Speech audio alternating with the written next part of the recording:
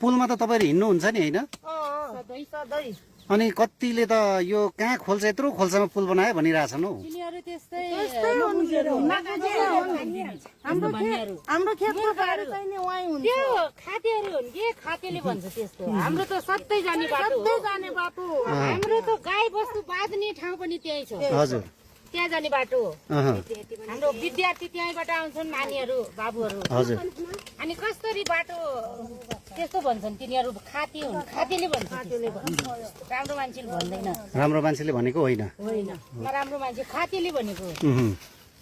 त्यस्तो नत्र त्यस्तो तर नेताहरूले पनि भनिरहेछन् त्यो ती तलतिर खाते हो। खातेको हुन् त यो नेता खाते होइन, नेताको नेता खाते हुन् खाते भएर त भने नत्र अहिलेसम्म त यो यस्तो बाटो बनाइदिनु पर्ने।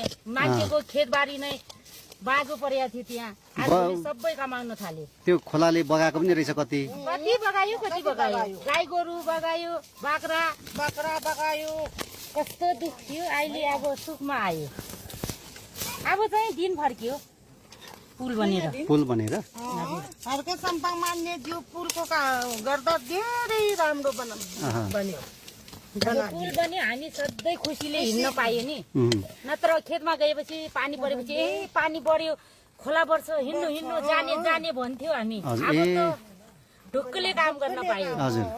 कति दुःख थियो।